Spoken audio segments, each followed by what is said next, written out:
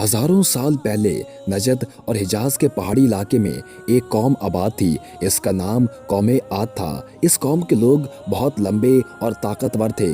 وہ اونچی اونچی عمارتیں اور بڑے بڑے بت بناتے، ان کو ہی پوجتے اور خوب نذرانے چڑھاتے۔ ان کا خیال تھا کہ وہ دیوتا ان سے خوش ہے، اب ان کو کسی گناہ کی سزا نہیں ملے گی۔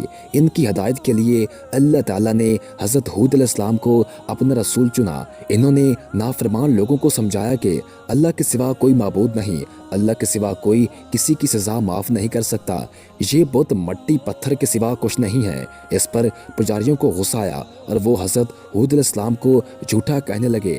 حضرت ہود علیہ السلام نے لوگوں کو آخرت اور اللہ کے عذاب سے ڈرایا، لیکن وہ باز نہ آئے، مگر حضرت ہود علیہ السلام نے ہمت نہ ہاری۔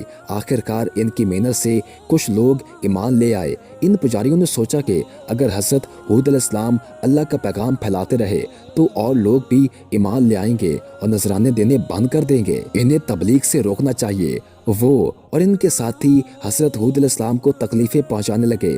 اللہ تعالیٰ نے ہود علیہ السلام کو حکم دیا کہ اپنے ایمان والے ساتھیوں کو لے کر یہاں سے چلے جائیں۔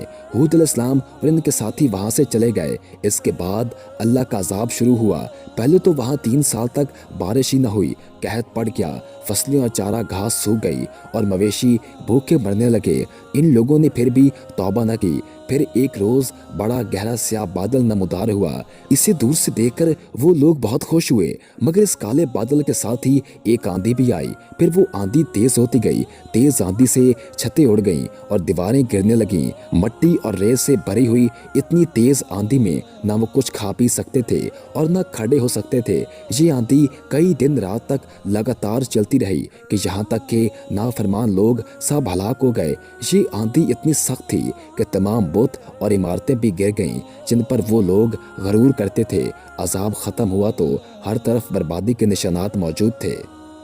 ویڈیو پسند آنے کی صورت میں ویڈیو کو لائک کر دیں اور ہمارے چینل کو سبسکرائب کر دیں اور ساتھ ہی بیل کے آئیکن کو پریس کر دیں تاکہ نئی آنے والی ہر ویڈیو آپ کو ملتی رہا کرے۔